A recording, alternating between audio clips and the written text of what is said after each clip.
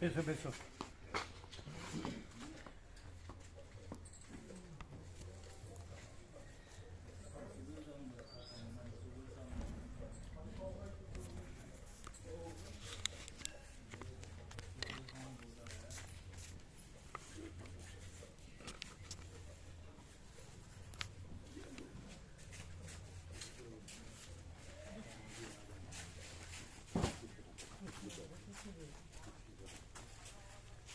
कुर्सी देखो, कुर्सी पे बैठा है, कुर्सी पे बैठो।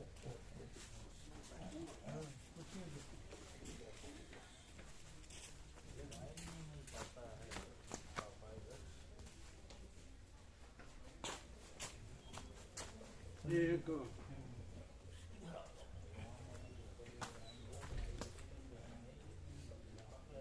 रूम में ना,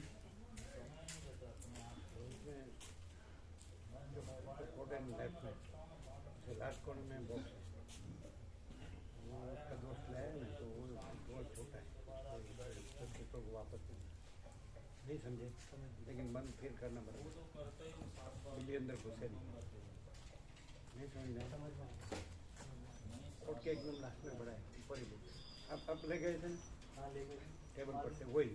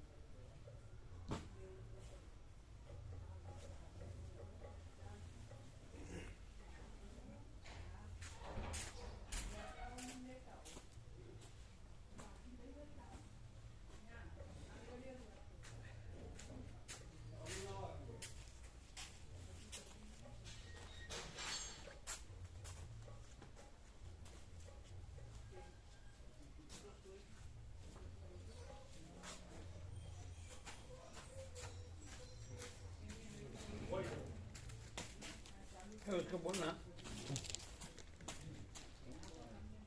छोटी साइज है, वो पटन वाले लाए थे उनके दोस्त, जरूरी नहीं है। और इधर तो फुल साइज है, और कम सुनता है, कान में बोलेंगे। ये छोटा साइज है, छोटा साइज है। और यहाँ पे फुल है, फुल साइज का है। उसका मित्र लाया था। आपके मित्र लाए थे ना, ये आपके दोस्त लाए थे ना। जयंती प्रभु। हाँ हाँ, छोटा छोटा है, छोटा साइज। और पाटन से उसके मित्र लाए थे। पाटन से मित्र लाए थे। हाँ, छोटा है, साइज पे छोटा है। और यहाँ पे है फुल साइज का। ठीक, उनको दे देंगे। हाँ प्रसाद तरीके। हाँ।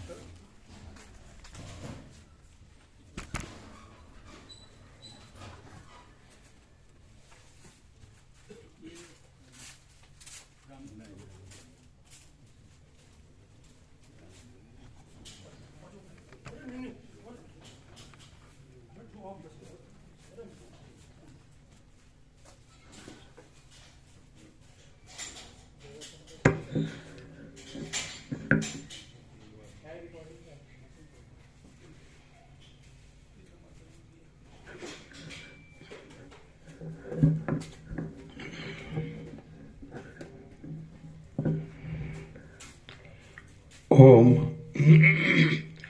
ओम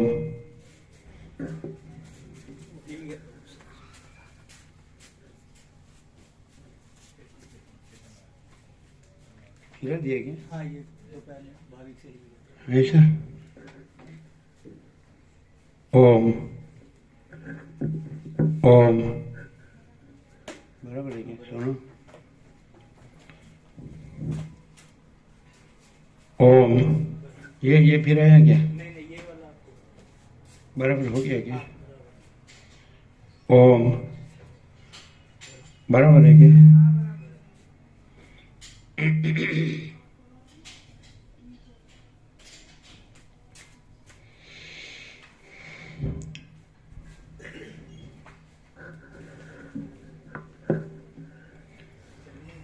परम चिदाकाश, परम ज्योति, अखंड ज्योति, महाचिदाकाश, संपूर्ण प्रकाश,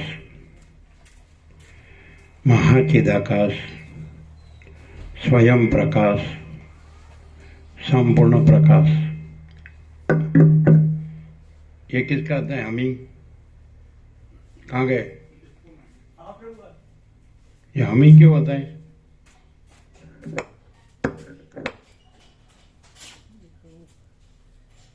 ये वाला एक बार फिर से देखा है।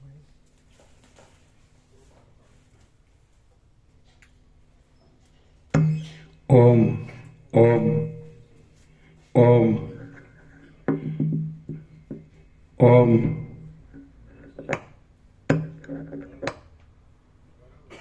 एडजस्टमेंट बराबर है, बराबर है।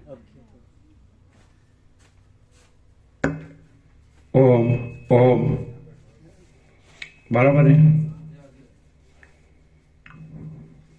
परम चिदाकाश, परम ज्योति, अखंड ज्योति, महाचिदाकाश, स्वयं प्रकाश, संपूर्ण प्रकाश, पूर्ण ब्रह्म, अनंत तेज घन, अनंत चित घन, परमाकाश, केवल, अनंत, शुद्ध, तेज घन, परमाकाश, अखिल आत्मा, पूर्ण ब्रह्म, परमात्मा, परम चिदाकाश, परम ज्योति, अखंड ज्योति, अनंत, पूर्ण, परम चिदाकाश, परम शांति, स्वयं सिद्ध, स्वयं प्रकाश, स्वयं पूर्ण, स्वस्वरूप। यही सब कुछ है, इसके सिवा कुछ नहीं है। शून्यभास, अनंत कोटि, महाकल्पो है ही नहीं। महाचिदाकाश, स्वयं प्रकाश, संपूर्ण प्रकाश, महाचिदाकाश ज्योति, अनंत, अखंड, अभेद, महाचिदाकाश ज्योति, महातत्व, महासामान्य, महाचिदाकाश, स्वसंवेद्य, सहज निर्विकल्प, महाचिदाकाश, परम कैवल्य, परम शांति, परम चिदाकाश, अनंत, पूर्ण, निरपेक्ष, सत्य, अनंत, संपूर्ण, अपरिग्रह, निर्भ्रांत, निरपेक्ष। वशिष्ठराम स्थिति प्रकरण राउंड 41वां राउंड।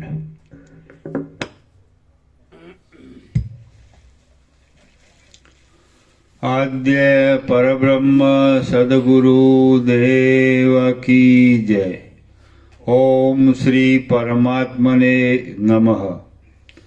सद्ग्रंथों में शिरोमणि श्री योगवासिष्ठ महारामायण सर्ग 56 पेज नंबर 532, पेज नंबर 532 सर्ग 56।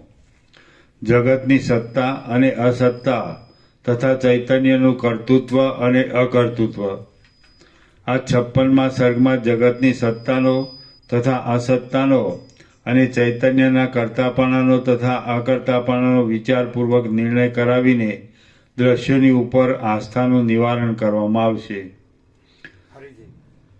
આ 56મા સર્ગમાં જગતની સત્તાનો તથા અસત્તાનો અને ચૈતન્યના કર્તાપણાનો તથા અકર્તાપણાનો વિચારપૂર્વક નિર્ણય કરાવીને દ્રશ્યોની ઉપર આસ્થાનું નિવારણ કરવામાં આવશે। વશિષ્ઠ બોલ્યા, હે રામ, આ જળ જગત છે જ નહીં એવો નિર્ણય કરીને સર્વમાંથી અહંતા મમતાનો ત્યાગ કરો। જે વસ્તુ મુદ્દલ હોય જ નહીં તે વસ્તુમાં વિવેકી પુરુષોની શી આસ્થા હોય? આ દેખાતું જગત જો હોય તો ભલે રહ્યું, તમે તો એથી ન્યારા છો. તે છતાં તમે તેમાં અહંતા મમતા શા માટે બાંધો છો? જગત જળ છે અને તમે અસંગ ચૈતન્ય છો, માટે તમારે અને જગતને સંબંધ થવો ઘટતો જ નથી. હરિજી. જગત જળ છે અને તમે અસંગ ચૈતન્ય છો, માટે તમારે અને જગતને સંબંધ થવો ઘટતો જ નથી. જો તમે જગત છે પણ ખરું અને નથી પણ ખરું એમ માનતા હો, તો પણ જે વસ્તુ હોવારૂપ તથા ન હોવારૂપ પરસ્પર વિરુદ્ધ સ્વભાવવાળી હોવાથી અનિત્ય છે, તેમાં અહમતા મમતા રાખવી કેમ યોગ્ય કહેવાય? હે રામ, જો આ જગત છે જ નહીં તો તમારે બંધન જ નથી. એટલે તમે કેવળ સ્વચ્છ અને વ્યાપક આત્મતત્વ જ છો, માટે તમારે બીજા પદાર્થમાં અહંતા મમતાને અવકાશ જ રહેતો નથી. આ જગત કોઈએ કરેલું હોય અથવા કોઈએ ન કરેલું હોય, અથવા આત્માના સામીપ્ય માત્રને લીધે ભાસમાન થયું હોય, તો પણ તમારે તેમાં અહમતા મમતા રાખવી યોગ્ય નથી.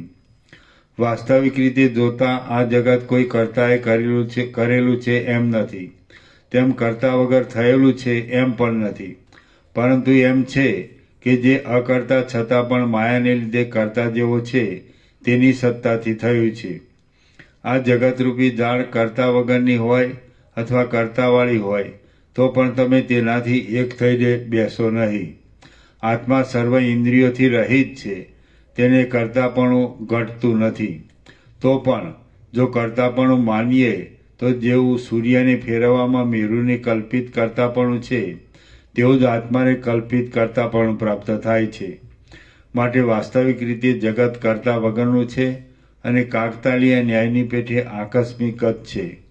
આકસ્મિક રીતે થયેલું આ જગત અનિર્વચનીય છે, માટે જે મૂર્ખ હોય તે તેમાં અહમતા મમતા કરે, પણ જે સમજુ હોય તે તેમ કરે નહીં.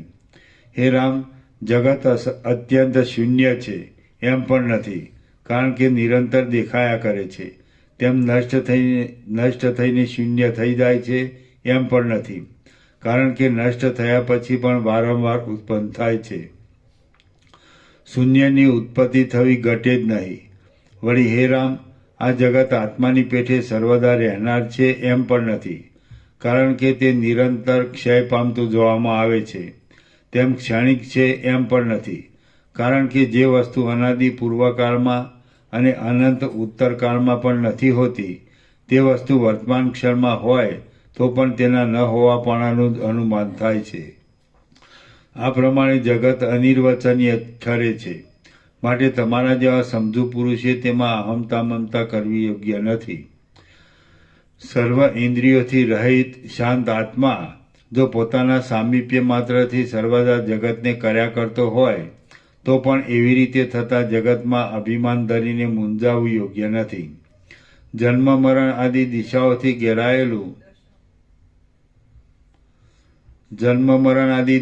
દશાઓથી ઘેરાયેલું આ વિસ્તીર્ણ જગત સ્વપ્નની પેઠે મિથ્યા સ્થિતિવાળું છે અને ખોટી રીતે થયેલું છતાં પણ સ્થિર તથા લાંબુ જોવામાં આવે છે. કાળ અનાદિ અને અનંત છે, તેનો 100 વર્ષ એ તો બહુ જ નાનો ભાગ છે. તો એટલા ભાગમાં પ્રાપ્ત થયેલા આ મોટા આશ્ચર્યરૂપ મનુષ્ય દેહમાં આત્માએ અહંતા શા માટે ધરવી જોઈએ? જગતના પદાર્થો સ્થિર હોય તો પણ સ્થિરપણાને લીધે જ લેવા યોગ્ય કે છોડી દેવા યોગ્ય ઘટતા નથી, માટે તેઓમાં આસ્થા રાખવી શોભતી નથી. જગત જળ છે અને આત્મા અસંગ ચૈતન્ય છે, તેથી પણ તેમને પરસ્પર સંબંધ થવો ઘટતો નથી, માટે જગતમાં આસ્થા રાખવી અયોગ્ય જ છે. જગતના પદાર્થો અસ્થિર હોય તો પણ તેઓમાં આસ્થા રાખવી શોભતી નથી. જેમ કે દૂધના ફીણમાં આસ્થા લાગી હોય તો તે અંતે દુઃખ જ આપે છે. હે રામ, આત્મા સ્થિર છે અને દેહાદિક અસ્થિર છે, તે છતાં તેમને જે એક કરી દેવા એ તો પર્વતને અને ફીણને એક કરી દેવા બરાબર છે, માટે તેમ કરવું શોભતું જ નથી. જેમ મેરુ પર્વત સૂર્યને ફેરવનાર છે પણ વાસ્તવિક રીતે ફેરવનાર નથી, તેમ આત્મા સર્વનો કર્તા છે પણ વાસ્તવિક રીતે કાંઈ પણ કરતો નથી. જેમ દીવો પ્રકાશનો કર્તા છે પણ ઉદાસીન રહેનાર છે, તેમ આત્મા જગતનો કર્તા છે પણ ઉદાસીન રહેનાર છે. જેમ સૂર્ય પ્રાણીઓને દિવસે કરવાના સઘળા કાર્યોનો નિર્વાહ કરે છે પરંતુ છતાં તે કશું કરતો નથી, તેમ આત્મા સર્વ વ્યવહારનો નિર્વાહ કરે છે પણ તે છતાં કશું કરતો નથી. જેમ સૂર્ય ચાલતો પ્રતીત થાય છે પણ તે પોતાના ઠેકાણામાં જ રહેલો હોવાથી વાસ્તવિક રીતે ચાલતો નથી, તેમ આત્મા સર્વને બતાવતો પ્રતીત થાય છે પણ પોતાના સ્વરૂપમાં જ રહેલો હોવાથી કશું બનાવતો નથી. હે રામ, આ જગત ગમે ત્યાંથી પણ આકસ્મિક થયેલા જેવું જણાય છે. બતાવતો ન હોય, બનાવતો.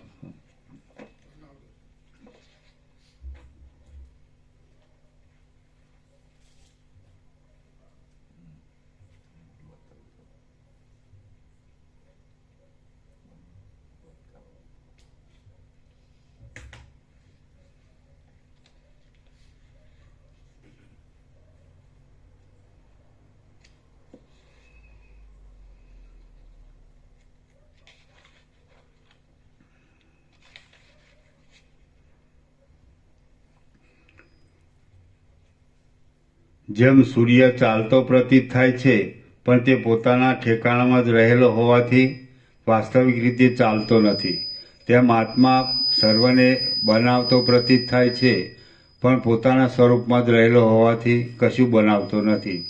હે રામ, આ જગત ગમે ત્યાંથી પણ આકસ્મિક થયેલા જેવું જણાય છે. જેમ અરુણા નદીના કિનારામાં અમસથી જળની ચક્રી વિસ્તીર્ણ થાય છે, તેમ જગત વિસ્તીર્ણ થયું છે. એમ જો તમે ડાપણથી ધાર્યું હોય અને પ્રમાણિક રીતે શુદ્ધ ચિત્તથી વિચાર્યું હોય તો પછી તમારી દેહાદિકમાં અહમતા મમતા કરવી યોગ્ય નથી. હે રામ, ઉંબાડિયું ફેરવતા પ્રતીત થયેલા ચક્કરમાં, સ્વપ્નમાં અને ભ્રાંતિમાં ભરોસો રાખવો એ કેવી વાત કહેવાય? તેઓમાં તે શો ભરોસો હોય? જેમ કોઈ અકસ્માત આવેલો માણસ મૈત્રીનું પાત્ર હોતો નથી, તેમ ભ્રાંતિથી જ ઉત્પન્ન થયેલું આ જગત વિશ્વાસ રાખવાને પાત્ર નથી. જેમ તમે ચંદ્રમાં ઊનાપણાની ભાવના કરતા નથી, સૂર્યમાં શીતળપણાની ભાવના કરતા નથી અને ઝાંઝવાના પાણીમાં જળપણાની ભાવના કરતા નથી, તેમ જગતની સ્થિતિમાં સત્યપણાની ભાવના કરો નહીં. તમે સંકલ્પના પુરુષને, સ્વપ્નના માણસને અને ચંદ્રમાં દેખાયેલા બે પણાને જેવા ગણો છો તેવું જ આ જગતને ગણો. હે નિર્દોષ રામ, તમે જે છો તે જ છો. આથી મનમાંથી સંસારની શોભાના સત્યપણા વિશેની ભાવનાને છોડી દો અને આ સંસારમાં લીલા માત્રથી જ વિહાર કરો. અકર્તાપણાને તેમજ અકર્તાપણાની ઈચ્છાને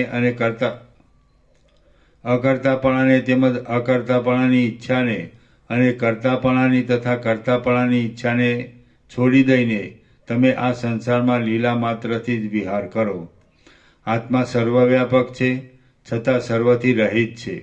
તેના સામીપ્ય માત્રથી જગતનો નિયમ ચાલ્યા કરે છે.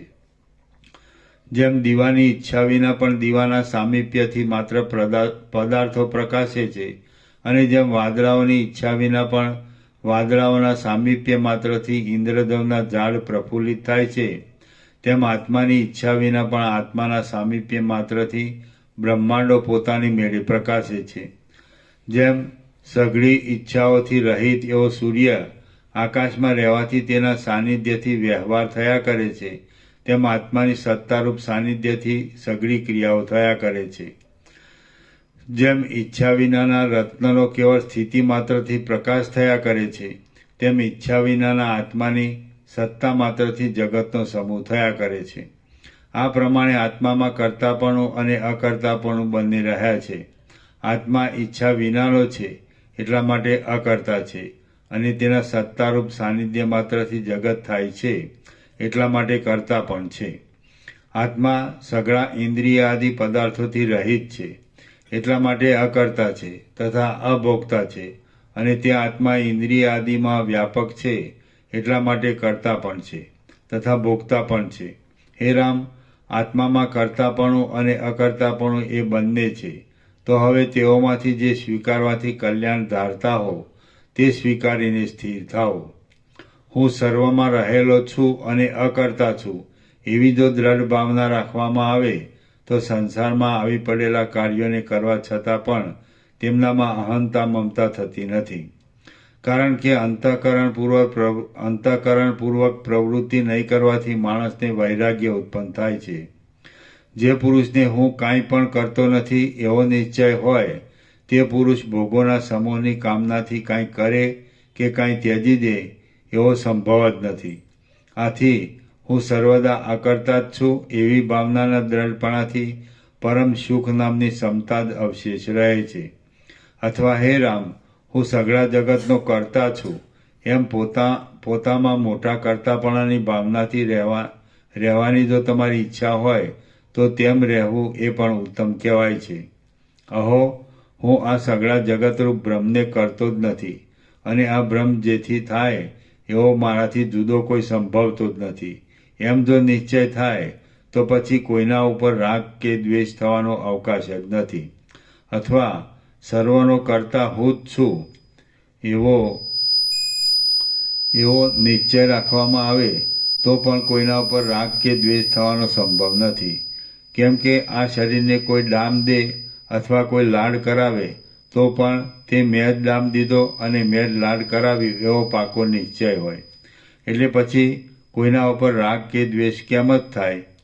જગતરૂપી ઝાડનો ક્ષય અને સુખના વિસ્તારરૂપ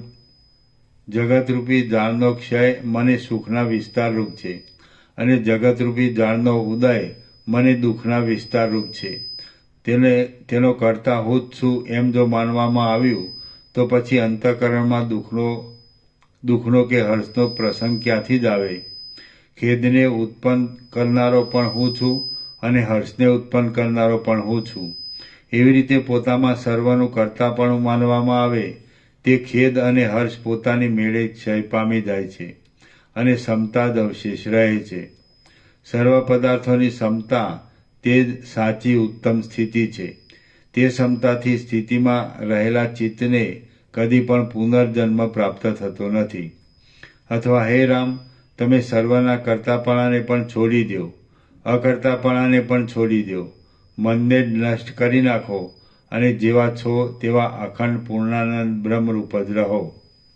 કર્તાપણાના નિશ્ચયથી રહેવા કરતાં તથા અકર્તાપણાના નિશ્ચયથી રહેવા કરતાં પણ હું તમને મનનો નાશ કરી અખંડ પૂર્ણાનંદ બ્રહ્મરૂપે રહેવાની વિશેષ ભલામણ કરું છું.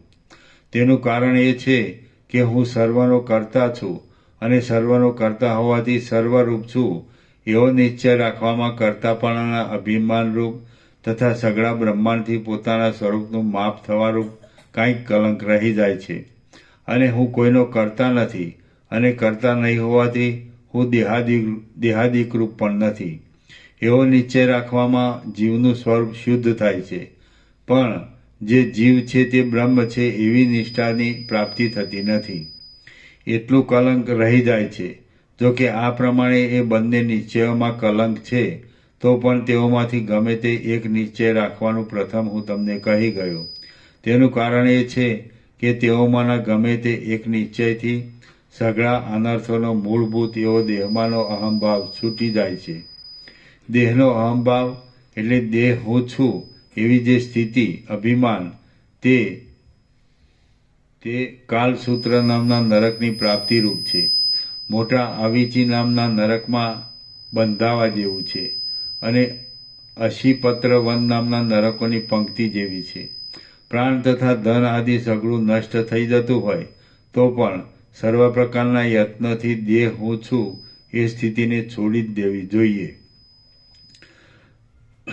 જેમ કૂતરાના માંસને રાખનારી ચાંડાલીનો સ્પર્શ જ ન કરવો જોઈએ તેમ કામ, ક્રોધ આદિ અપવિત્ર પદાર્થોને રાખનારી એ સ્થિતિનો પણ સ્પર્શ જ ન કરવો જોઈએ.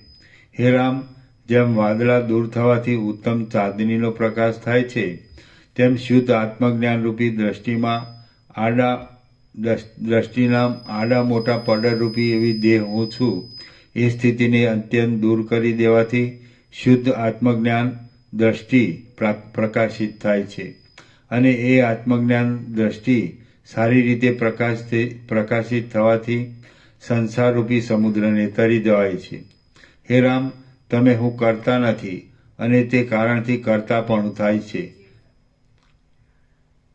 હે રામ, તમે હું કરતા નથી અને જે કારણથી કરતાપણું થાય છે એવો દેહાદિક પણ હું નથી એવો સ્પષ્ટ નિશ્ચય રાખો. અથવા સર્વ બ્રહ્માંડનો કરતા હું છું અને જે સર્વ બ્રહ્માંડ છે તે પણ હું છું એવો સ્પષ્ટ નિશ્ચય રાખો.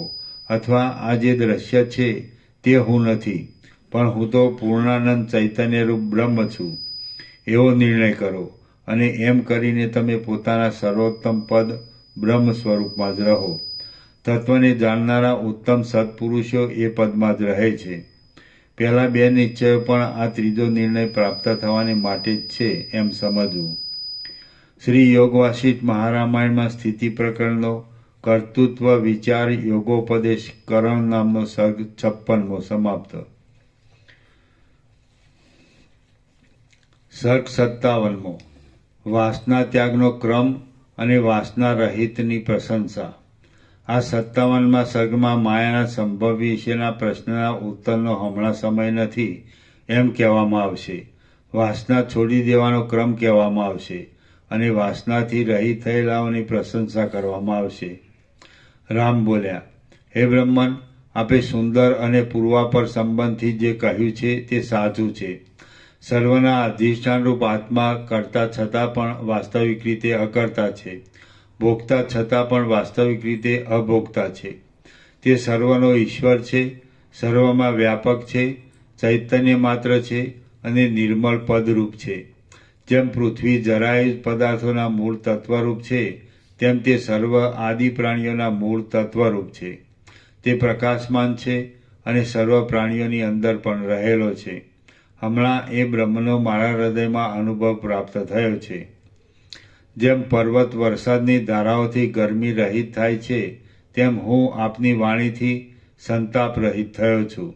આત્મા ઉદાસીન છે તથા ઈચ્છાથી રહિત છે, માટે કશું ભોગવતો નથી તથા કશું કરતો નથી. તેમ સર્વને પ્રકાશ આપનાર હોવાને લીધે ભોગવે છે પણ ખરો અને કરે છે પણ ખરો. પણ હે ભગવાન, મારા હૃદયમાં હજી એક મોટો સંદેહ રહ્યો છે. હે બ્રહ્મન, જેમ ચંદ્ર પોતાના પ્રકાશથી અંધકારને કાપી નાખે છે તેમ આપ તેને વાણીથી કાપી નાખો. આ જગત સાચું પણ છે તથા ખોટું પણ છે. હું સર્વરૂપ છું તથા સર્વથી ન્યારો પણ છું અને જીવ બ્રહ્મથી એક છે તથા બીજો પણ છે ઇત્યાદિ ઘણી ઘણી અનિયમિત કલ્પનાઓના મૂળરૂપી માયા બ્રહ્મમાં હોવી કેમ સંભવે? જેમ સૂર્યમાં અંધારું હોવું સંભવતું નથી તેમ સ્વયં પ્રકાશ બ્રહ્મમાં અજ્ઞાનરૂપી માયા હોવી સંભવતી નથી. તે છતાં એ માયા પ્રથમ અતિ નિર્મળ બ્રહ્મમાં જ કેમ?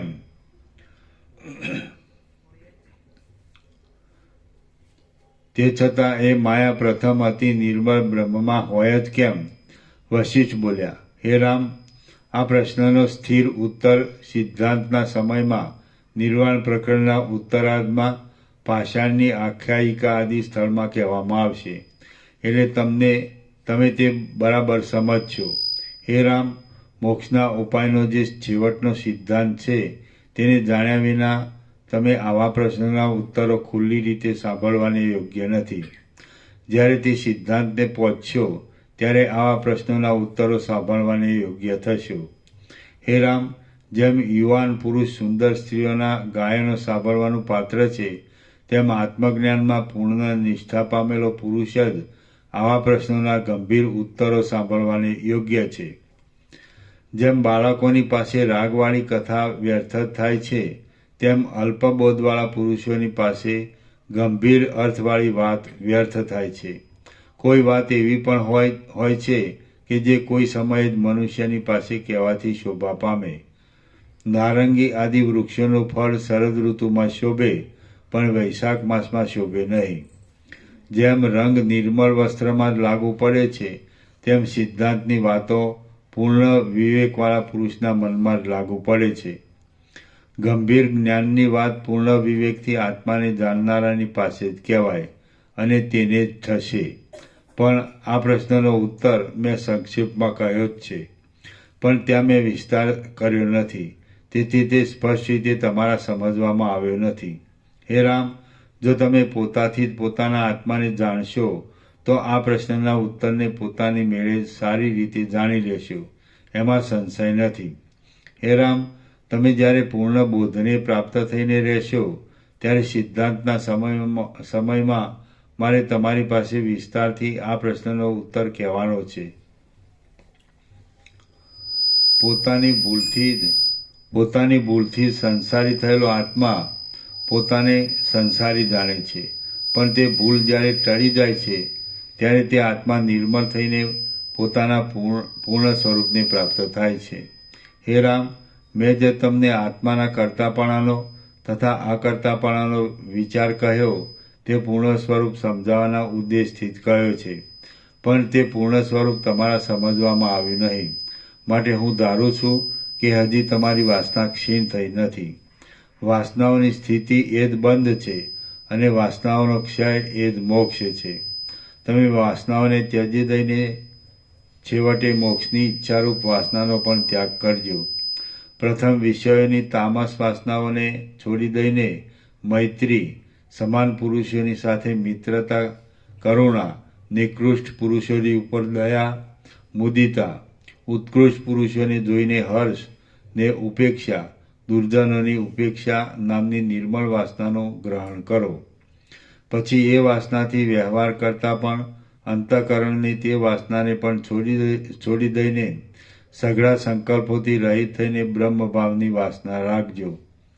છેવટે મન તથા બુદ્ધિ સહિત એ વાસનાને પણ છોડી દઈને પૂર્ણ સ્વરૂપમાં વિશ્રાંત થઈને જે અહંકારથી હું બ્રહ્મ છું એવા અહંકારથી એ વાસનાઓને છોડી દેવામાં આવી હોય તે અહંકારને પણ છોડી દેજો. સર્વમાં અહંતા મમતાનો ત્યાગ એ સર્વનો ત્યાગ છે.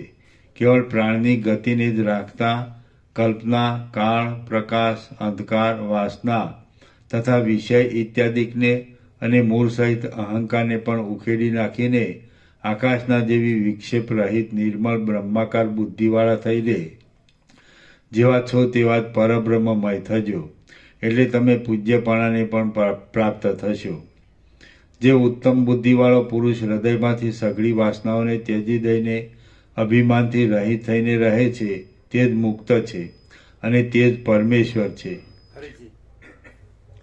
જે ઉત્તમ બુદ્ધિવાળો પુરુષ હૃદયમાંથી સઘળી વાસનાઓને ત્યજી દઈને અભિમાનથી રહિત થઈને રહે છે તે જ મુક્ત છે અને તે જ પરમેશ્વર છે.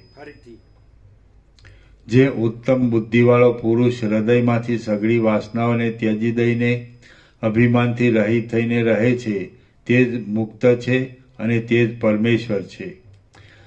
જે ઉત્તમ બુદ્ધિવાળા પુરુષે હૃદયમાંથી સઘળી વાસનાઓને ત્યજી દીધી હોય તે પુરુષ સમાધિ ન કરે અને કર્મો કર્યા કરે તો પણ મુક્ત જ છે.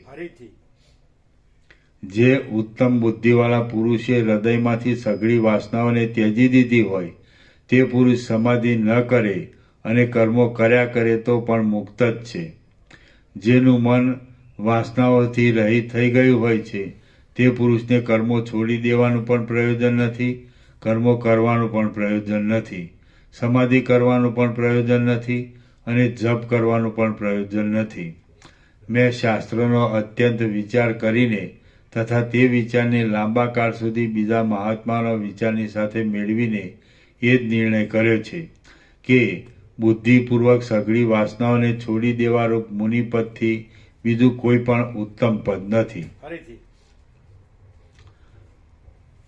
મેં શાસ્ત્રોનો અત્યંત વિચાર કરીને તથા તે વિચારને લાંબા કાળ સુધી બીજા મહાત્માના વિચારની સાથે મેળવીને એ જ નિર્ણય કર્યો છે કે બુદ્ધિપૂર્વક સઘળી વાસનાઓને છોડી દેવારૂપ મુનિપદથી બીજું કોઈ પણ ઉત્તમ પદ નથી. દશે દિશાઓમાં ભમીને સઘળું જોવાનું જોઈ લીધું છે, પણ તેમાં એમ જાણવામાં આવ્યું છે કે ખરા તત્વને જાણનારા લોકો બહુ જ થોડા છે. દશે દિશાઓમાં ભમીને સઘળું જોવાનું જોઈ લીધું છે, પણ તેમાં એમ જાણવામાં આવ્યું છે કે ખરા તત્વને જાણનારા લોકો બહુ થોડા જ છે. જે કાંઈ જોવામાં આવે છે તે સગળું ત્યાજ્યની તથા ગ્રાહ્યની પંક્તિથી જુદું નથી, અને જે ત્યાજ્યથી તથા ગ્રાહ્યથી જુદું છે તેને પામવાને કોઈ પણ યત્ન કરતો નથી. ફરીથી જે કાંઈ જોવામાં આવે છે તે સગળું ત્યાજ્યની તથા ગ્રાહ્યની પંક્તિથી જુદું નથી, અને જે ત્યાજ્યથી તથા ગ્રાહ્યથી જુદું છે તેને પામવાને કોઈ પણ યત્ન કરતો નથી. જે લૌકિક ક્રિયાઓ કે વૈદિક ક્રિયાઓ કરવામાં આવે છે તે સગળી દેહને માટે જ કરવામાં આવે છે, ફરીથી પણ આત્માને માટે તેઓમાંથી કાંઈ નથી. ફરીથી જે લૌકિક ક્રિયાઓ કે વૈદિક ક્રિયાઓ કરવામાં આવે છે તે સગળી દેહને માટે જ કરવામાં આવે છે, પણ આત્માને માટે તેઓમાંથી કાંઈ નથી. પાતાળમાં, બ્રહ્મલોકમાં, સ્વર્ગમાં, પૃથ્વીમાં તથા અંતરિક્ષમાં પણ એવા થોડા જ પુરુષો જોવામાં આવે છે કે જેમણે બ્રહ્મનો યથાર્થ અનુભવ કર્યો હોય. ફરીથી પાતાળમાં, બ્રહ્મલોકમાં, સ્વર્ગમાં, પૃથ્વીમાં તથા અંતરિક્ષમાં પણ એવા થોડા જ પુરુષો જોવામાં આવે છે કે જેમણે બ્રહ્મનો યથાર્થ અનુભવ કર્યો હોય. આત્માના અજ્ઞાનથી ઉઠેલા આ ત્યાજ્ય છે અને આ ગ્રાહ્ય છે એવા બે નિશ્ચયો જેના ગલિત થયા હોય એવો જ્ઞાની પુરુષ અત્યંત દુર્લભ છે. ફરીથી આત્માના અજ્ઞાનથી ઉઠેલા આ ત્યાજ્ય છે અને આ ગ્રાહ્ય છે એવા બે નિશ્ચયો જેના ગલિત થયા હોય એવો જ્ઞાની પુરુષ અત્યંત દુર્લભ છે. પૃથ્વીનું રાજ્ય મળે, વરુણ લોકનું રાજ્ય મળે કે ઇન્દ્રનું રાજ્ય મળે તો પણ આત્માની પ્રાપ્તિ વિશે કોઈ જીવ વિશ્રાંતિ પામે એમ સમજવું નહીં. ફરીથી વરુણ લોકનું રાજ્ય મળે કે ઇન્દ્રનું રાજ્ય મળે તો પણ આત્માની પ્રાપ્તિ વિશે કોઈ જીવ વિશ્રાંતિ પામે એમ સમજવું નહીં. આત્માની પ્રાપ્તિ વિના વિશે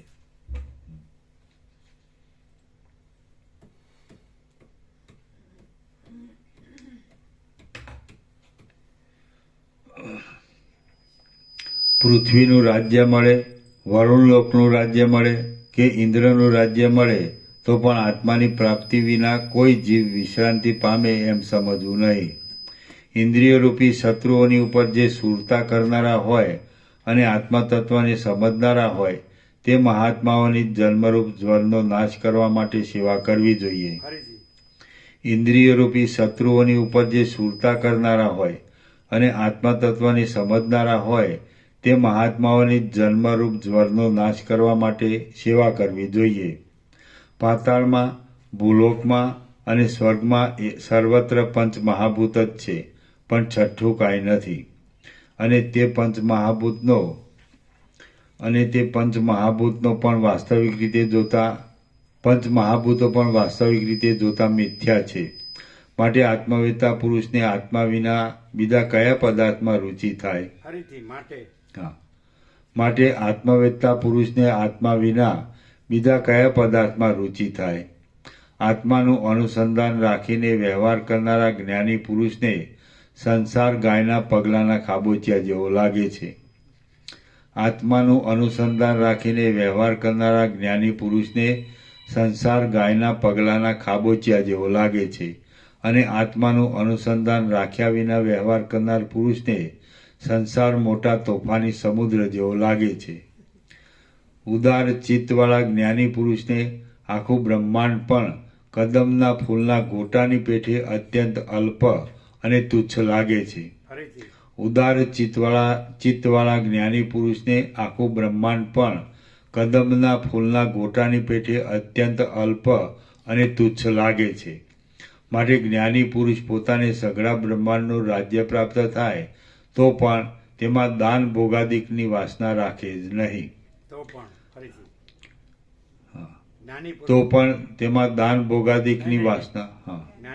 માટે જ્ઞાની પુરુષ પોતાને સઘળા બ્રહ્માંડનું રાજ્ય પ્રાપ્ત થાય તો પણ તેમાં દાન ભોગાદિકની વાસના રાખે જ નહીં. હે રામ, મૂળ બુદ્ધિવાળા પુરુષો રાજ્યને માટે મોટા મોટા યુદ્ધો કરે છે. માટે જેમાં લાખો યોદ્ધાઓનો ક્ષય થઈ જાય છે એવું રાજ્ય ધિક્કારવા યોગ્ય જ છે એમ હું માનું છું. બ્રહ્માનું પદ પણ એક કલ્પ માત્ર કાળ જતાં કુમળા ફૂલની પેઠે વીંખાઈ જાય છે. બ્રહ્માનું પદ પણ એક કલ્પ માત્ર કાળ જતાં કુમળા ફૂલની પેઠે વીંખાઈ જાય છે અને તેમાં વળી વિનાશની ચિંતાથી અનેક પીડાઓ રહ્યા કરે છે. માટે તત્વવેત્તાઓ બ્રહ્માંડના પદની ઈચ્છા પણ રાખતા નથી. ફરીથી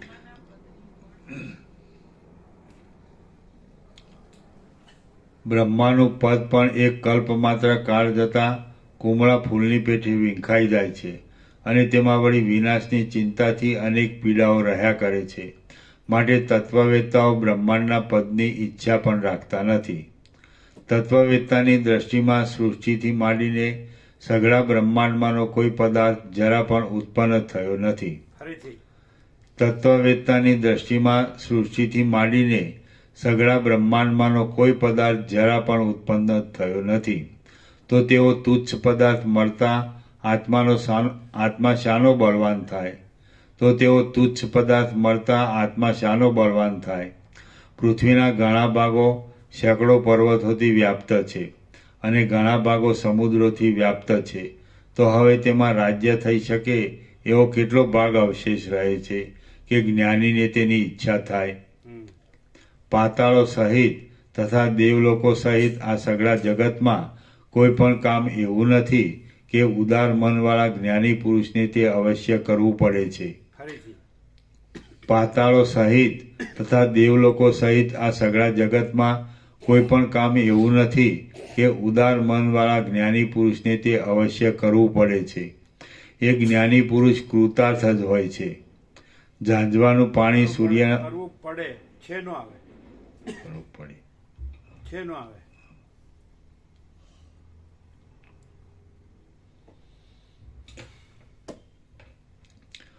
પાતાળો સહિત તથા દેવલોકો સહિત આ સઘળા જગતમાં કોઈ પણ કામ એવું નથી કે ઉદાર મનવાળા જ્ઞાની પુરુષને તે અવશ્ય કરવું પડે. એ જ્ઞાની પુરુષ કૃતાર્થ જ હોય છે.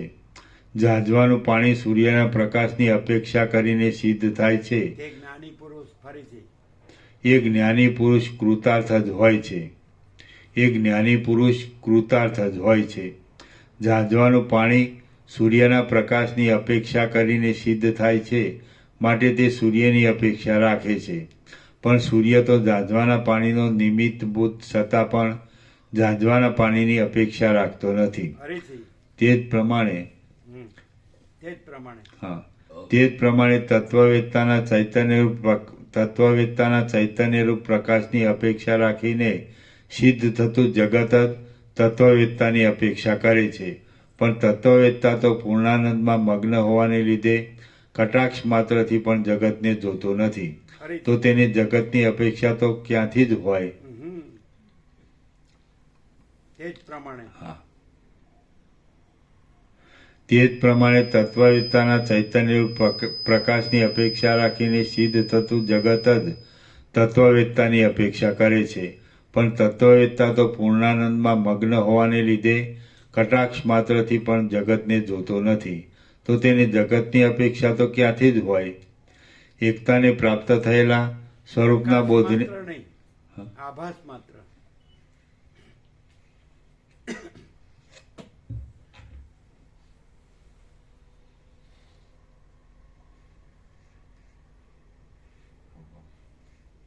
આભાસ માત્ર પણ જગતને જોતો નથી.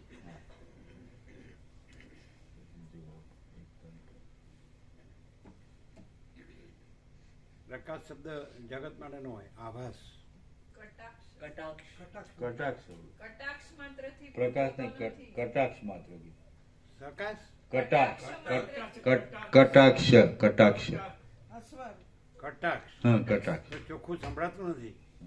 નહીં, કટાક્ષ સંભળાતું નથી. એનો ઉચ્ચાર છે બરોબર નથી. હા એ આમ એ પ્રકાશ જેવું સંભળાય છે. હા આમ કટાક્ષ શબ્દ નથી સંભળાતો. હા એટલે વાંચતા નથી બરાબર. હા ફરીથી તો આભાસ ન આવે, કટાક્ષ આવે. તે જ પ્રમાણે તત્વવેત્તાના ચૈતન્યરૂપ પ્રકાશની અપેક્ષા રાખીને સિદ્ધ થતું જગત જ તત્વવેત્તાની અપેક્ષા કરે છે. પણ તત્વવેત્તા તો પૂર્ણાનંદમાં મગ્ન હોવાને લીધે કટાક્ષ માત્રથી પણ જગતને જોતો નથી. પેલા એવું નતું સંભળાતું, પ્રકાશ જેવું સંભળાતું હતું. તો પછી આભાસ આવે. હા, ચલો. તો તેની જગતની અપેક્ષા તો ક્યાંથી જ હોય. એકતાને પ્રાપ્ત થયેલા સ્વરૂપના બોધને લીધે આકાશની પેઠે વ્યાપક થયેલા સ્વસ્થપણાવાળા, સંતોષથી ભરેલા અને મનથી રહિત થઈને આત્મામાં જ રહેનારા જ્ઞાની પુરુષને શરીરોના સમૂહરૂપી ઝાકળથી ભૂરી લાગતી આ બ્રહ્માંડરૂપી ઝાંઝવાના જળની નદી સઘળા સંસારથી રહિત હોવાને લીધે આકાશના ઉદર જેવી શૂન્ય જ પ્રતીત થાય છે. ફરીથી. એકતાને પ્રાપ્ત થયેલા સ્વરૂપના બોધને લીધે આકાશની પેઠે વ્યાપક થયેલા સ્વસ્થપણાવાળા, સંતોષથી ભરેલા અને મનથી રહિત થઈને આત્મામાં જ રહેનારા જ્ઞાની પુરુષને શરીરોના સમૂહરૂપી ઝાકળથી ભૂરી લાગતી આ બ્રહ્માંડરૂપી ઝાંઝવાના જળની નદી સઘળા સંસારથી રહિત હોવાને લીધે આકાશના ઉદર જેવી શૂન્ય જ પ્રતીત થાય છે. તેને મેરુ આદિ મોટા મોટા પર્વતો વિસ્તીર્ણ બ્રહ્મરૂપી નિર્મળ મહાસાગરના ફીણ રૂપ લાગે છે અને સમુદ્રો પરબ્રહ્મરૂપી સૂર્યથી થયેલા ઝાંઝવાના પાણી રૂપ લાગે છે. તેને સૃષ્ટિઓની પંક્તિઓ આત્મતત્વરૂપી મહાસાગરના તરંગો રૂપ લાગે છે અને સઘળા વૃત્તિ જ્ઞાનો બ્રહ્મપદરૂપી ઉત્તમ મેઘમાંથી થતી વૃષ્ટિઓ રૂપ લાગે છે. વળી તેને ચૈતન્યના પ્રકાશથી સિદ્ધ થતા ચંદ્રના, અગ્નિના તથા સૂર્યના પ્રકાશો ચૈતન્યની પ્રભાવ રૂપ લાગે છે. જ્ઞાની પુરુષો સોના, રૂપા આદિ ધાતુઓને ગળા જેવી તથા લાકડા જેવી ગણે છે. સૂર, અસુર તથા મનુષ્યો સંસારરૂપી વનમાં ફરનારા તેમજ કામભોગોરૂપી ખડને ખાનારા પશુઓ જ છે. સૂર, અસુર તથા મનુષ્યો સંસારરૂપી વનમાં ફરનારા તેમજ કામભોગોરૂપી ખડને ખાનારા પશુઓ જ છે અને તેઓ જ્ઞાની પુરુષને સ્વપ્નના પદાર્થો જેવા લાગે છે. લોહીથી તથા માંસથી ભરેલા હાડકાઓના ટુકડાઓરૂપી આગળીઓવાળા, માથાઓરૂપી ઢાંકણાઓવાળા અને નસોરૂપી સાંકળોવાળા આ શરીરોરૂપી પિંજરોમાં જીવોરૂપી કીડાઓ ખદબદ થયા કરે છે. વિધાતારૂપી મદારી જુદી જુદી બુદ્ધિઓરૂપી છોકરીઓને વિનોદ આપવાને માટે ચામડાના પૂતળાઓ જેવા મૂળ પ્રાણીઓરૂપી જંગલી મૃગોને આ સંસારરૂપી નગરીની ગલીઓમાં ફેરવ્યા કરે છે. સર્વનો ત્યાગ કરનારો જ્ઞાની પુરુષ તો જરા પણ એ જંગલી મૃગોની પંક્તિમાં ગણાય નહીં. કેમ કે જેમ મંદ પવનોથી પર્વત ચલાયમાન થાય નહીં તેમ ભોગોના સમૂહોથી જ્ઞાની પુરુષ ચલાયમાન થાય નહીં. હે રામ, જ્ઞાની પુરુષ તો સર્વોત્તમ પદમાં રહે છે અને તેમાં ચંદ્રને તથા સૂર્યને ફરવાનો આકાશ પણ એક ગુફા જેવડું લાગે છે.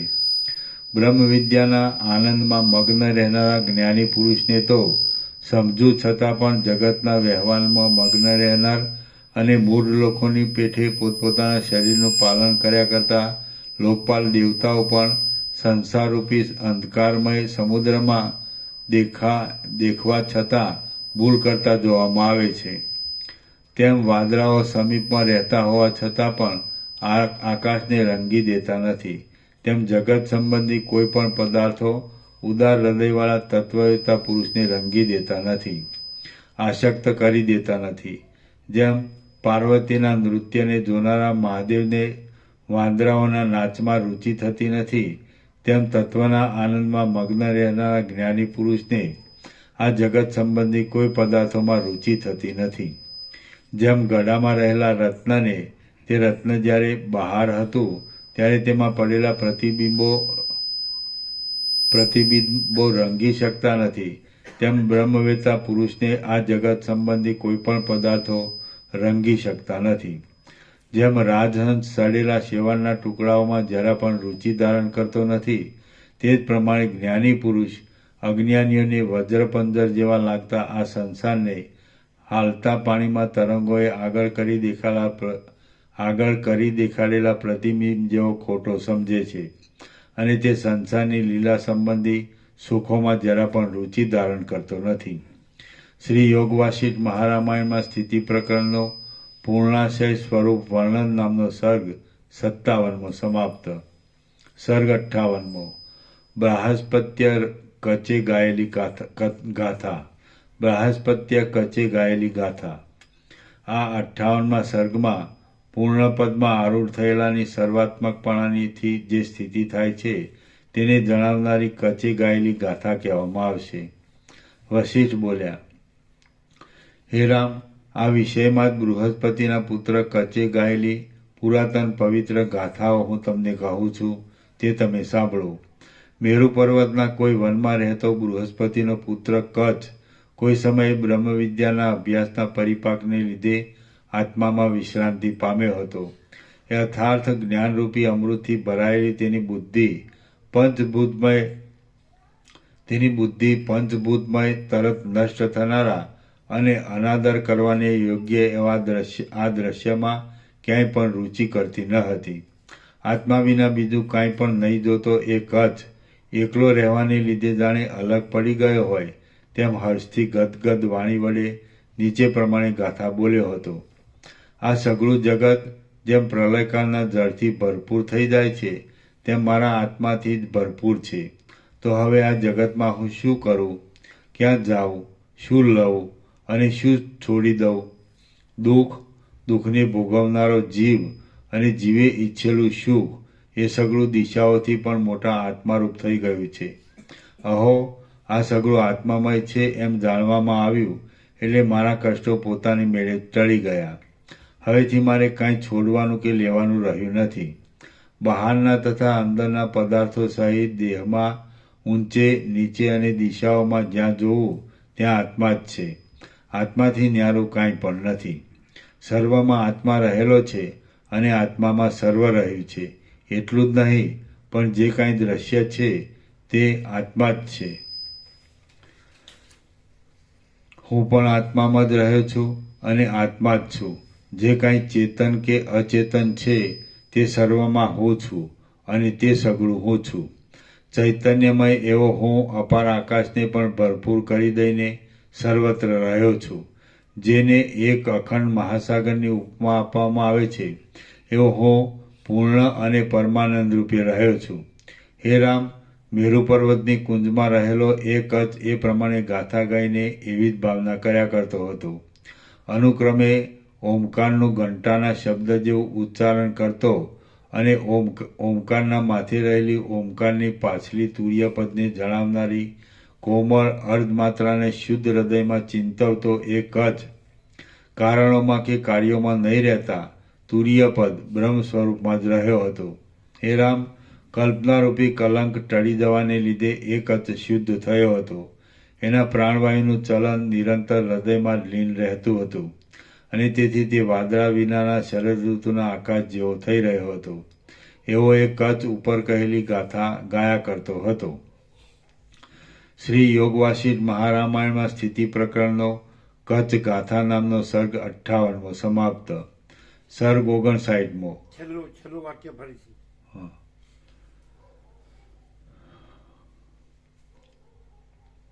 હે રામ, કલ્પનારૂપી કલંક ટળી જવાને લીધે એ કચ્છ શુદ્ધ થયો હતો. એના પ્રાણવાયુનું ચલન નિરંતર હૃદયમાં જ લીન રહેતું હતું અને તેથી તે વાદળા વિનાના શરદ ઋતુના આકાશ જેવો થઈ રહ્યો હતો. એવો એક કચ્છ ઉપર કહેલી ગાથા ગાયા કરતો હતો. શ્રી યોગવાસિષ્ઠ મહારામાયણમાં સ્થિતિ પ્રકરણનો કચ્છ ગાથા નામનો સર્ગ 58મો સમાપ્ત. સર્ગ 59મો. બ્રહ્માના સંકલ્પથી જગતની કલ્પના અને શાસ્ત્રોની ઉત્પત્તિ. આ 59મા સર્ગમાં વિષયોનું અસારપણું, બ્રહ્મના સંકલ્પથી જગતની કલ્પના, વૈરાગ્યથી બ્રહ્માનો વિશ્રામ અને શાસ્ત્રોની ઉત્પત્તિ કહેવામાં આવશે. વશિષ્ઠ બોલ્યા, હે રામ, આ સંસારમાં અન્નપાનોના અને સ્ત્રીઓના ઉપભોગથી બીજું કાંઈ પણ વધારે સારું નથી એમ નિશ્ચય કરીને મહાત્મા પુરુષ અન્નપાનોની અને સ્ત્રીઓની ઈચ્છા કરે કે? વશિષ્ઠ બોલ્યા, હે રામ, આ સંસારમાં અન્નપાનોના અને સ્ત્રીઓના ઉપભોગથી કાંઈ પણ વધારે સારું નથી એમ નિશ્ચય કરીને મહાત્મા પુરુષ અન્નપાનોની અને સ્ત્રીઓની ઈચ્છા કરે કે? એવી ઈચ્છા કરવી એ શાસ્ત્રોના સંપ્રદાયથી મળતી આવે કે? નીચ પુરુષો જેનાથી સંતુષ્ટ થાય છે તેનાથી તો પક્ષીઓ અને પશુઓ આદિ મૂળ પ્રાણીઓ પણ સંતુષ્ટ થાય છે. હરીજી નીચ પુરુષો જેનાથી સંતુષ્ટ થાય છે તેનાથી તો પક્ષીઓ અને પશુઓ આદિ મૂળ પ્રાણીઓ પણ સંતુષ્ટ થાય છે. ભોગો કંગાલ પ્રાણીઓના સર્વ સ્વરૂપ છે અને આદિમાં, મધ્યમાં તથા અંતમાં ખોટા જ છે. તે ભોગો ઉપર જેવો વિશ્વાસ રાખે છે તેમને મનુષ્ય શરીરવાળા ગધેડા જ સમજવા હરીજી અને તેમનું નામ પણ લેવું નહીં. હરીજી ભોગો હા, તે ભોગો ઉપર જેવો વિશ્વાસ રાખે છે. ઉપરથી ભોગો કંગાલ પ્રાણીઓના સર્વ સ્વરૂપ છે અને આદિમાં, મધ્યમાં તથા અંતમાં ખોટા જ છે. તે ભોગો ઉપર જેવો વિશ્વાસ રાખે છે તેમને મનુષ્ય શરીરવાળા ગધેડા જ સમજવા અને તેમનું નામ પણ લેવું નહીં. સ્ત્રીનું શરીર રૂવાડા, રુધિર અને માંસ આદિ અનેક બીભત્સ પદાર્થોથી ભરેલું છે. જેઓ તેથી રાજી થાય તો તેમને કૂતરા જ સમજવા, હરીજી માણસ સમજવા નહીં. હમ. સ્ત્રીનું શરીર રૂવાડા, રુધિર અને માંસ આદિ અનેક બીભત્સ પદાર્થોથી ભરેલું છે. જેઓ તેથી રાજી થાય તો તેમને કૂતરા જ સમજવા, માણસ સમજવા નહીં. પૃથ્વી માટી જ છે, વૃક્ષો લાકડા જ છે, શરીરો માંસમય જ છે. નીચે પૃથ્વી છે અને ઉપર આકાશ છે. તો તેઓમાં સારભૂત પદાર્થ કયો છે કે તેનાથી સુખ પ્રાપ્ત થાય? હરીજી પૃથ્વી માટી જ છે, વૃક્ષો લાકડા જ છે, શરીરો માંસમય જ છે. નીચે પૃથ્વી છે અને ઉપર આકાશ છે. તો તેઓમાં સારભૂત પદાર્થ કયો છે કે તેનાથી સુખ પ્રાપ્ત થાય? ઇન્દ્રિયોના સ્પર્શોને અનુસરનારા, વિવેકથી ક્ષણમાત્રમાં બાદ પામી જનારા અને જ્યાં સુધી વિચાર ન કરીએ ત્યાં સુધી સારા લાગે એવા જગત સંબંધી સઘળા વ્યવહારો મોહને માટે જ રહે છે. હરીજી ઇન્દ્રિયોના સ્પર્શોને અનુસરનારા, વિવેકથી ક્ષણમાત્રમાં બાદ પામી જનારા અને જ્યાં સુધી વિચાર ન કરીએ ત્યાં સુધી સારા લાગે એવા જગત સંબંધી સઘળા વ્યવહારો મોહને માટે જ રહે છે. તેમ સઘળી સુખની આશાઓને અંતે દુઃખ તથા મલિનપણું જ રહેલું છે. મનથી અને ઇન્દ્રિયોથી જે વિષયો ભોગવાય છે તેઓ જવા આવવાના સ્વભાવવાળા હોવાથી અનિત્ય જ છે. જેમ મોટા હાથીઓ કચરી નાખેલી લતાઓ નભતી નથી, તેમ સંપત્તિઓ પણ નભતી નથી. હાડકાના ડગલારૂપ દેહમાં પોતાપણાનું અભિમાન રાખનારો પુરુષ રુધિરની તથા માંસની પૂતળીને આ મારી પ્રિયા છે એમ માનીને પ્રેમથી તેનું આલિંગન કરે છે. પણ એ કેવળ દુષ્ટ કામનો જ મહિમા છે. હે રામ, અજ્ઞાની પુરુષને આ સઘળું જગત સત્ય અને સ્થિર લાગવાથી સંતોષ આપે છે, પણ વિવેકી પુરુષને તો તે સઘળું અસ્થિર અને અસત્ય જ જણાય છે, તેથી સંતોષ આપતું નથી. હે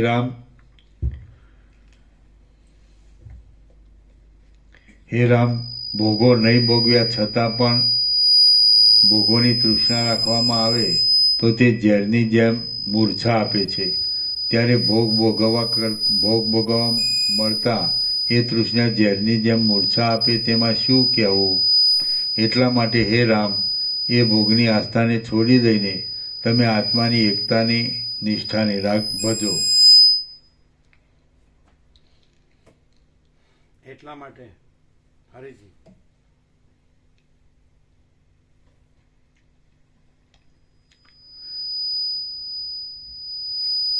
એટલા માટે હે રામ, એ ભોગની આસ્થાને છોડી દઈને તમે આત્માની એકતાની નિષ્ઠાને ભજો. ચિત્ત જ્યારે દેહાદિક અનાત્મ પદાર્થોની ભાવનામાં લાગ્યું ત્યારે જ આ જગતરૂપી મિથ્યાજાળ પ્રગટ થઈ છે. જેમ સૂર્ય આદિનું તેજ સોના આદિની ભીંત ઉપર લાગીને તેને અનુસરતો પોતાનો આકાર કરી લે છે, તેમ બ્રહ્માના મને આપણી વાસનાઓને અનુસરીને સંકલ્પથી આ જગતરૂપી શરીર કલ્પી લીધું છે.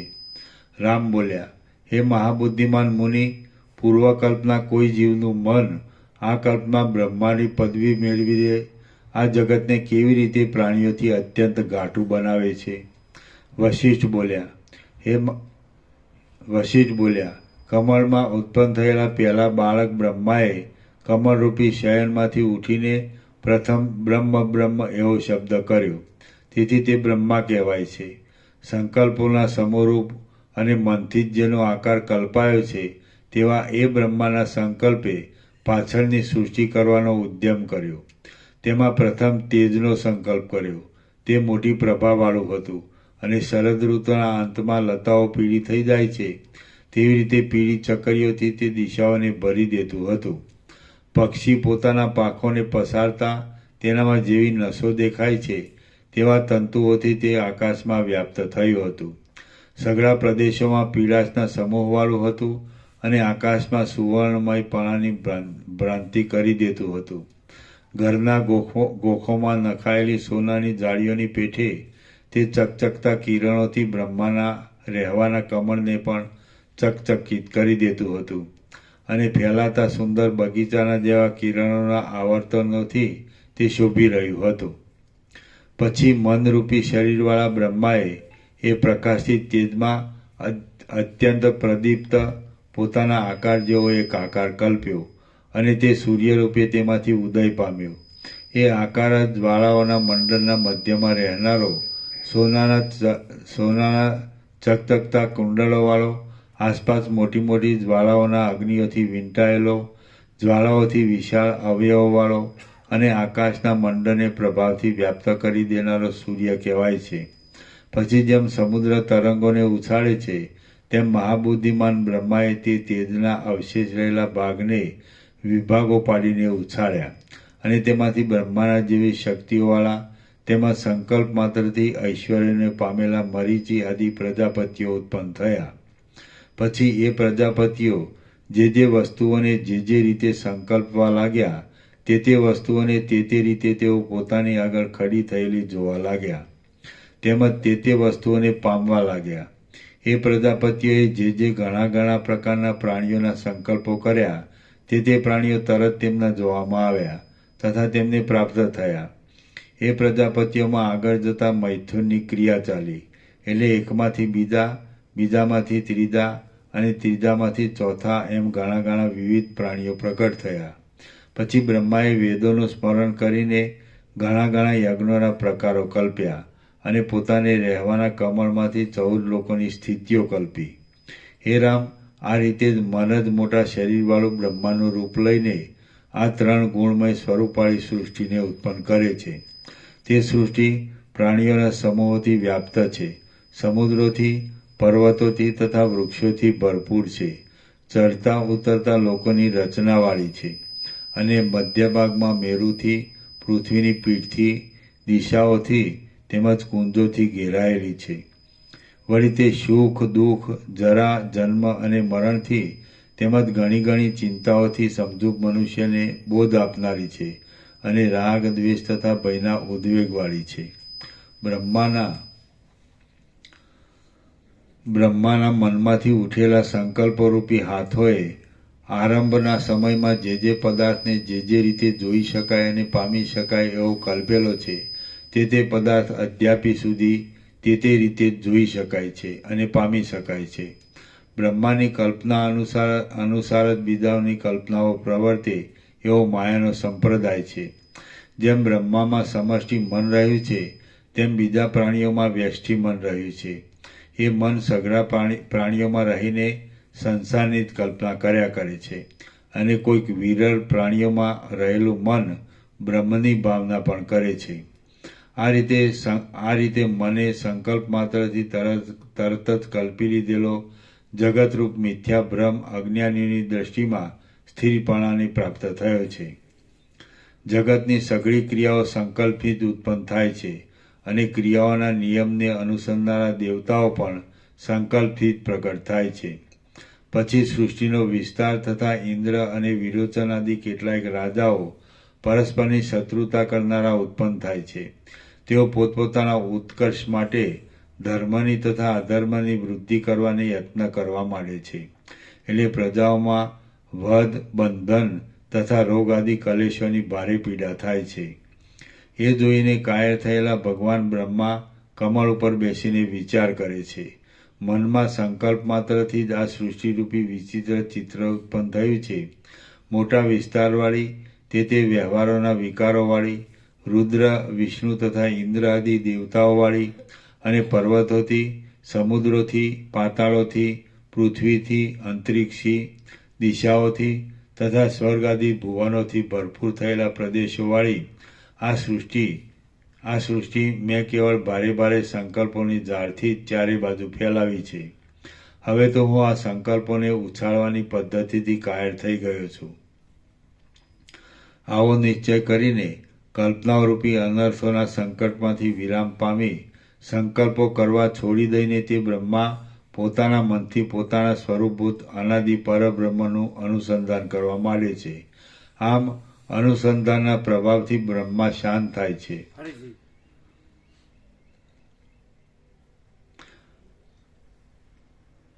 હવે તો હું આ સંકલ્પોને ઉછાળવાની પદ્ધતિથી કાયર થઈ ગયો છું.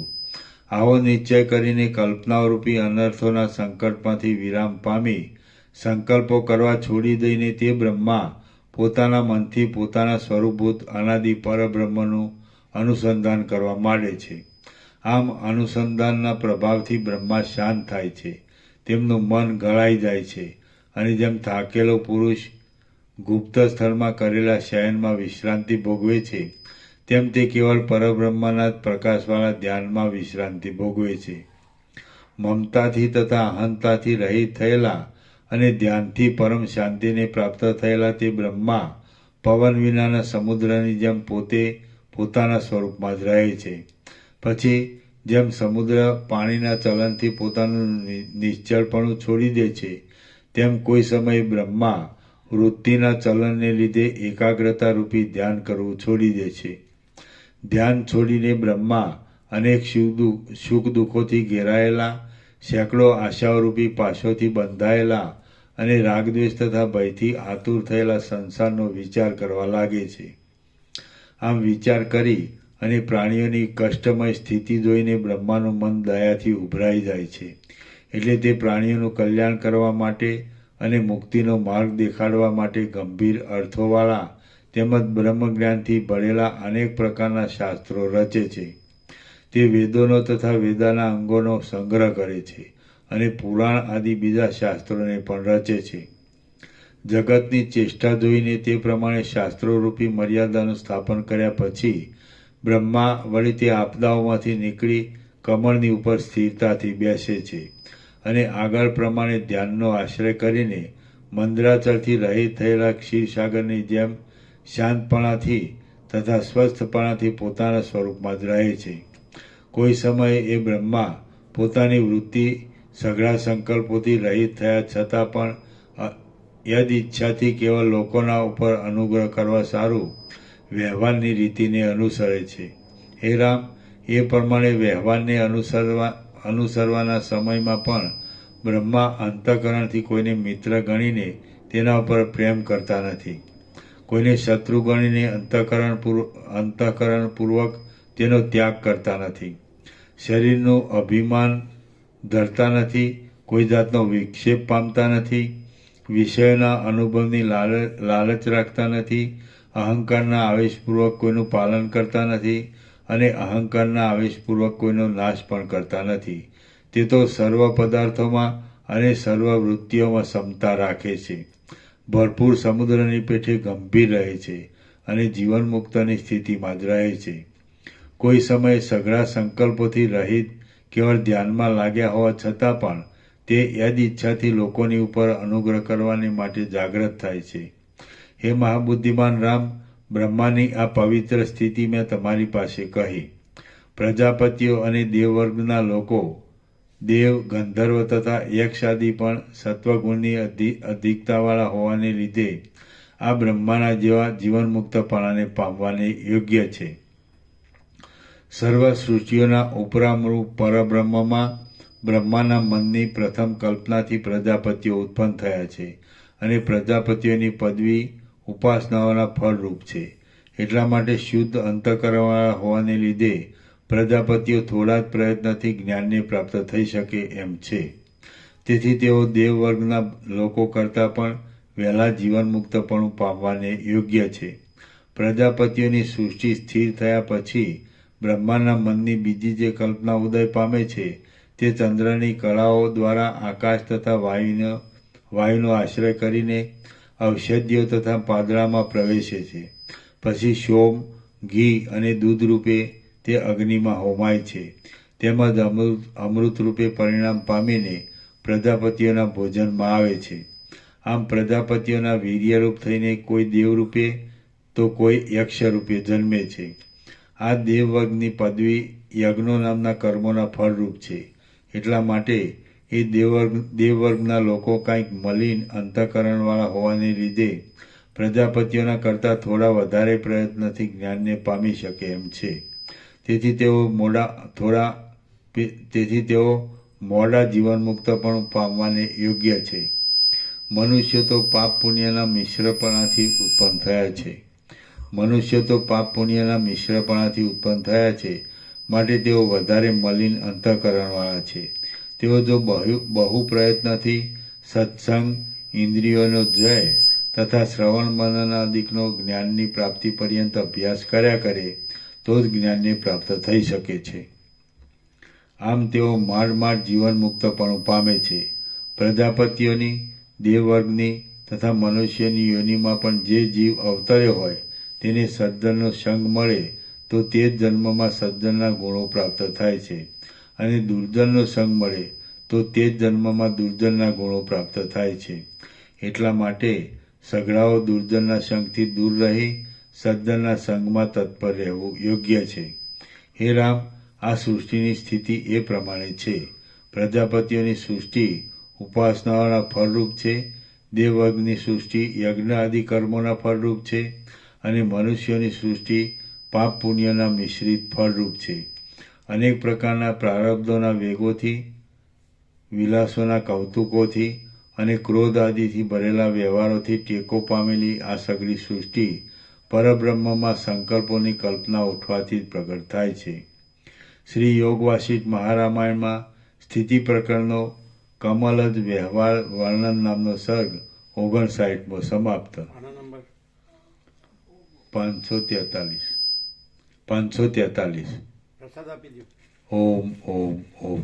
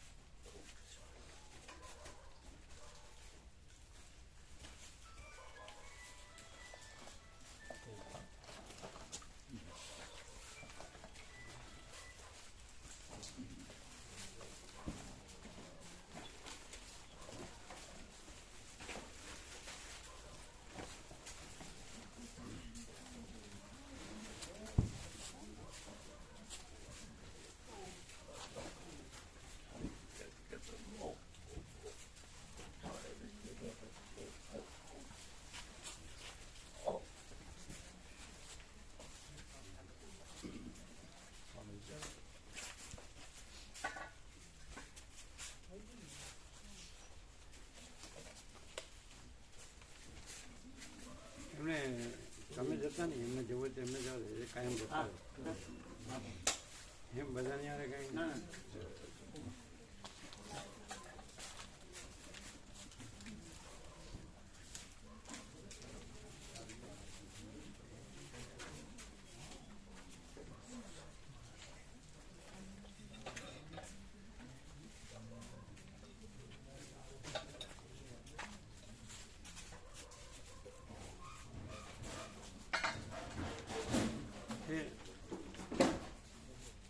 એ ટૂંકો છે ને આપી દેજો પાછો. આપી અને અમારી જરૂર નથી, અમારે ફૂલ સાઇઝ છે. છે એમ થઈ જઈશ.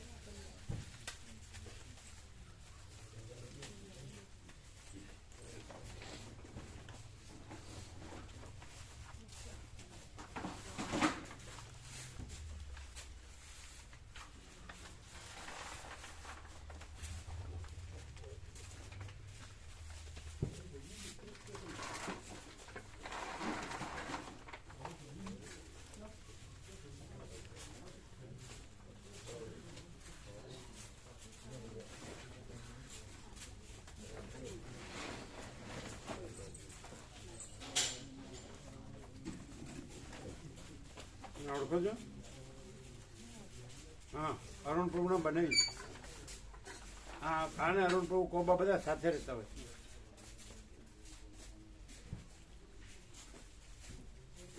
એટલે પેલા જતા હતા.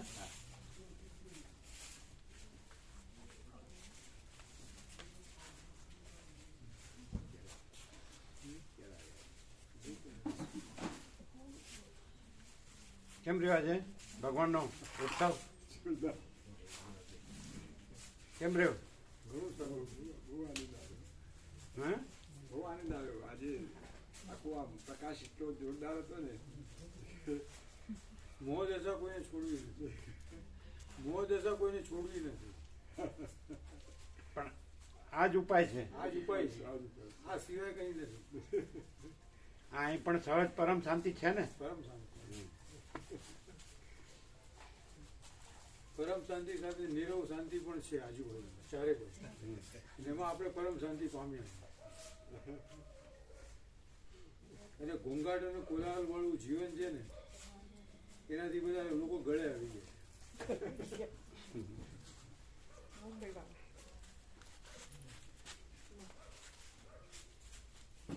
અમે એવા ઠેકાણે રહેવા ગયા હતા, ત્યાં એકદમ પરમ શાંતિ હતી. એવા તીન મૂર્તિની આગળ નેશનલ પાર્ક, તો ત્યાં એટલો બધો ઘોંઘાટ થયો કે આખા મુંબઈ કરતા ત્યાં ઘોંઘાટ સૌથી વધારે.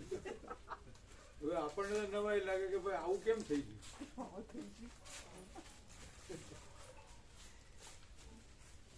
બધી આધુનિકતા બધી ત્યાં જ બધી ભરાણી. આ પણ જગ્યા છે ને શાંતિની. અહીંયા છે ને શાંતિ. હા, આપણે આપણો રસ્તો જુદો કરી નાખો. આપણે શું કામ એની હારે પછી પેલામાં ઉતરવું વાદ વિવાદમાં.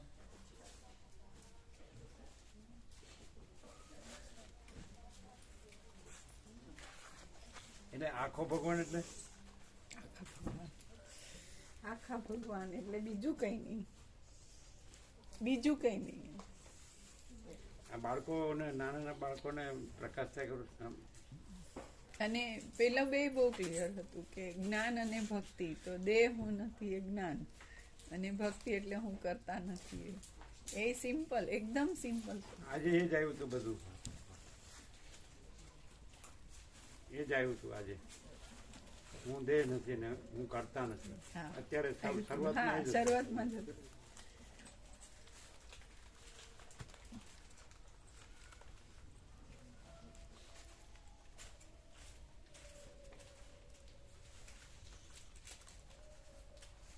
બાબા પ્રભુ એવું કીધું કે બધા વેદોનું ઉપનિષદોનું બધા સત્શાસ્ત્રો નિરપેક્ષ સતનું સમર્થન કરે છે. તમે કહ્યું કે ના, એમને કીધું, અમને અંદર આવીને કીધું. શું કીધું? એને 2-3 વસ્તુ ઘણી બોલ્યા હતા એ પહેલા પણ. એવું કહેતા હતા કે અમે બહુ બધે ફર્યા છીએ અને બહુ બધા મહાત્માઓને સાંભળ્યા છે, પણ આ પૂર્ણ વિરામ છે, આનાથી ઉપર કંઈ નથી એમ. અને બધા જ સત્રાક્ષરો જે બધે લગાડેલા છે ને, એક લાઈવ છે, કેમ કે પ્રભુ જ છે એમ, એમનું એ હતું. અને આ પણ કહ્યું હતું કે અમને એમ કે પ્રભુએ કીધું કે આજે બોલવા ના મળ્યું ને, એટલે અમે પ્રભુને જ કીધું કે હવે તમે સાંભળો એમ, હવે તમે સાંભળો એમ. પછી કે અમે તો ચાલુ થઈ ગયા એમ કરીને એમણે જે કહ્યું હતું ને તરત કીધું કે જે કંઈ છે એ નિરપેક્ષ સતનું જ સમર્થન કરે છે. એ તો બહુ મહાત્માઓ જોયે છે ને એને, હા, બહુ બધું શાસ્ત્રાભ્યાસ ને બધું. એટલો બધો ઘૂંઘટ છે ને, દર 5 મિનિટે એક એમ્બ્યુલન્સ આમથી આમ જાય, આમથી આમ જાય, પાવ પાવ પાવ પાવ પાવ એની સાયરન વાગતી જાય. હવે આમાં કેવી રીતે આપણને એમ લાગે છે સાંભળવું? તમારે એમ સમજવાનું કે એ બધું ભગવાનનું સંગીત છે.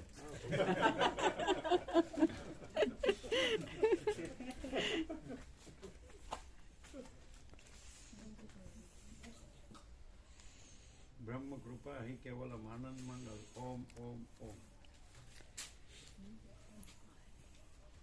બ્રહ્મ કૃપા હિ કેવલમ આનંદ મંગલ ઓમ ઓમ ઓમ. આ બધા એ લોકો વ્યવસ્થા है ना सब, विश्राम की बराबर, और ओढ़ना बिछाना सब है ना, गर्म ठंड में ओढ़ना बिछाना है ना, सब व्यवस्था है ना सब.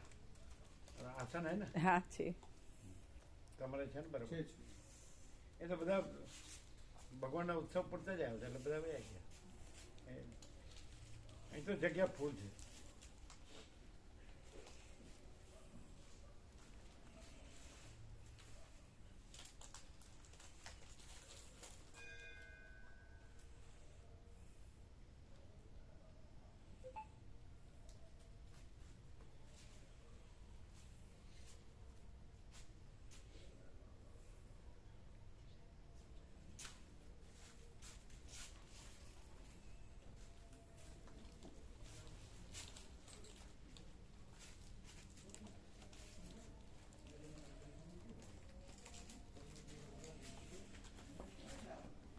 હજી ભોજન પ્રસાદ કરવાનો છે ને બધાને?